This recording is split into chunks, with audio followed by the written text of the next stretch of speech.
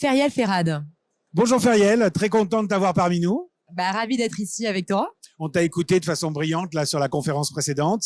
Donc tu nous as parlé d'intelligence artificielle, on va en parler un petit peu après, mais raconte-nous le sandwich et snackso, c'est une première rencontre? Alors non, c'est une troisième rencontre. C'est pas du tout, on ne découvre pas, mais on est toujours aussi heureuse d'être ici, de rencontrer tous nos fournisseurs et de voir les évolutions et les tendances dans le snacking. C'est une belle édition là, il y a du monde là, c'est quand même sympa. Hein. Il y a énormément de monde. Il y a aussi donc le burger, le meilleur burger de l'année potentiellement. Je l'ai raté, je l'ai pas vu à cause des conférences, mais il y a le meilleur burger de l'année. Et la meilleure pizza aussi. On est aussi là pour ça, pour goûter. Mais bien sûr, mais bon, malheureusement, on doit choisir son métier, on ne peut pas faire tout à la fois. Mais personne n'en a amené d'ailleurs des burgers. Bon, là-dessus, donc tu nous parles de Foodger aujourd'hui. Oui. Raconte-nous un petit peu l'entreprise et exactement son activité, dans quelle mesure elle supporte l'univers du snacking. Alors tout à fait. Alors on est au cœur du snacking. On a lancé Foodger il y a 2 ans. C'est une boîte qui crée des marques de restauration, qui sont des marques en fait de snacking, beaucoup de street food, et dédiées à la livraison et à la vente à emporter. Donc on fait que de la consommation différée, et c'est la raison aussi pour laquelle on a choisi le snacking. Ça se prête très bien à ça. Et ensuite on offre ces marques à des restaurants qui existent aujourd'hui et qui ont qui sont sous-utilisés, qui ont la capacité d'absorber davantage de commandes dans leur cuisine. Et donc ça leur permet d'avoir un complément d'activité, un complément de revenus grâce à des marques qui sont pour la livraison et qui sont clés en main pour eux. Et que vous avez déjà pré-testé puisque vous les avez déjà lancés. Lancés, exactement. Elles ont été testées, éprouvées, et aujourd'hui, maintenant, on en a 6 dans notre portefeuille, et chaque marque est assez bien implantée. Et donc, un nouveau restaurant bénéficie de la force de frappe marketing qu'on peut avoir sur les marques déjà existantes. Donc, que des enseignes, que des marques de snacking, je suppose, puisqu'il y a beaucoup de snacking qui est à emporter. Exactement. On a des marques de Smash Burger, par exemple. Le poulet frit qui a énormément cru l'année dernière. Oui. Et ça marche, ça cartonne en livraison. On a aussi des tendances un peu plus de pays spécifiques, donc typiquement le poulet frit coréen. On s'est aussi lancé dedans, et aussi ça marche super bien. Donc on essaie un peu de regarder vraiment quelles sont les tendances et de développer des marques qui s'y prêtent. Alors, de ton point de vue, quand on voit des tendances avec des produits qui fonctionnent bien, est-ce que ça veut dire qu'il faut automatiquement que je sois dédié à ce mode de proposition, ou est-ce que moi, snacker ou restaurant indépendant, je peux aussi me rajouter du poulet coréen à mon offre classique? C'est possible ou pas? C'est une super question, et c'est ce qu'on essaie de faire justement.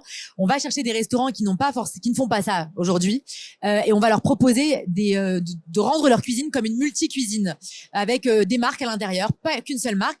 Et c'est évidemment pour mieux rentabiliser leurs actifs. Soyons aussi honnêtes, c'est un intérêt financier pour les restaurateurs, mais c'est aussi d'être à la pointe de la tendance, d'aller chercher des niches consommateurs qu'ils n'ont pas aujourd'hui, et de se dire que leur cuisine aujourd'hui peut intégrer des marques différentes. Et donc typiquement le coréen c'est un exemple, mais on réfléchit à des marques de sandwich par exemple californiens qui se développent de plus en plus. Super. Du banh mi qui se développe. Et donc les restaurateurs doivent se dire que leur cuisine a un potentiel qui ne peut pas se restreindre à leur salle et qui peut se développer davantage grâce à des marques en plus, mais qui peuvent être aussi en livraison et en vente à emporter. Alors, des restaurants qui cherchent un tremplin par l'intermédiaire de Foodger, est-ce qu'on doit être automatiquement à Châtelet-Les-Halles, ou alors c'est n'importe quel type de zone qui finalement est adapté? Alors, il y a une notion quand même géographique qui est importante. Évidemment, si on est sur une zone, on va regarder si évidemment le pouvoir d'achat est quand même assez pertinent, si les clients consomment en livraison. Si on n'a pas de plateforme telle qu'Uber Eats, Deliveroo ou Just Eat qui est présente dans un territoire, on ne peut pas y aller. Mais aujourd'hui, ces plateformes couvrent quasiment l'ensemble du territoire, avec des villes, dès qu'une ville est assez grosse, Uber Eats est implanté. Donc on a une présence territoriale qui est un champ des possibles qui est énorme.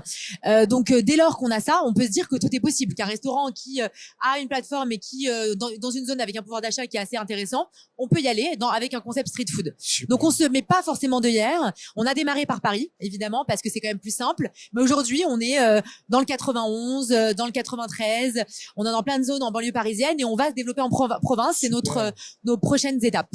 Super. Alors, toi qui connais bien maintenant depuis 2 ans avec les concepts que vous avez développés, le snacking dans son ensemble, qu'est-ce qui motive aujourd'hui un consommateur? Qu'est-ce qui le pousse à aller dans un univers de snacking d'après toi? Je pense que c'est simple. C'est une solution qu'il connaît généralement. Il veut chercher une nourriture, surtout sur de la vente à emporter ou de la consommation rapide généralement, quelque chose qui le rassure. Donc si on part sur des concepts tels que du burger ou des sandwichs, on travaille sur du pain, etc. C'est des choses qui vont rassurer le client et ils vont tout de suite aller chercher. Ensuite, je pense qu'il y a aussi tout ce qui est développement de cuisine du monde. Donc là, je l'évoquais, le coréen. Je pense aussi au kebab berlinois qui se développe de plus en plus. Absolument, par l'intermédiaire de l'enseigne Berliner, mais bien au-delà. À démocratiser. Ouais. Mais c'est un cas d'école. Ça démontre en Tout à fait que grâce à ce genre de concept, les consommateurs vont le tester, sont rassurés et quand c'est en plus très bon, bah ils y retournent. Donc pour nous, c'est aller chercher ces tendances-là, cette simplicité-là, mais aussi regarder ce qui se fait dans le monde et ce qui peut être déclinable en France, en apportant aussi des touches un peu innovantes. Ouais, en pimpant un peu le modèle à la française. On va ajouter des pickles, on va jouer sur le pain aussi, c'est hyper important. Les sauces, c'est clé, hein. De pas proposer qu'une sauce, mais essayer d'en proposer 4, 5, sans jamais avoir une pléthore de choix. Mais c'est ce qu'on essaie de travailler, nous, au quotidien. Formidable. Donc ça nous donne un peu votre motivation. C'est un élément et une illustration qui est positive. Est-ce que dans le quotidien, le déjeuner comme le dîner a autant sa place, d'après toi? Alors c'est une super question et honnêtement non. Ouais. Les consommations, les habitudes de consommation ne sont pas les mêmes au déjeuner et au dîner. Nous on travaille en plus sur des concepts de street food tels que le burger, le poulet frit, qui sont beaucoup plus consommés le soir. On voit qu'il y a quand même une augmentation le midi et surtout en fin de semaine. On s'autorise davantage un cheat meal le midi, un jeudi ou un vendredi plutôt que le lundi matin quand on démarre sa semaine. Ou tous les jours si vraiment on a envie de manger, mais sinon normalement la norme c'est ça. Exactement. Et c'est là que la salade est intéressante, c'est là aussi que le végétal est intéressant et nous tous nos burgers sont déclinables en version végétarienne avec la marque Apivore notamment, c'est celle qu'on utilise. Et là on sait qu'il y a des consommateurs qui peuvent se dire bon bah j'ai mangé un burger végétal. Ça peut marcher davantage le midi. Donc on essaie de aussi proposer ça à la carte. Et ce qu'on a aussi fait pour parler des temps et horaires et de combler les trous pour les restaurateurs aussi, c'est développer une marque de dessert qui va être consommée davantage au goûter entre 14h et 18h quand c'est un peu les temps creux. Alors. Exactement. C'est là où les cuisines sont un peu plus vides, les restaurants font pas grand-chose et pourtant leurs actifs sont toujours là.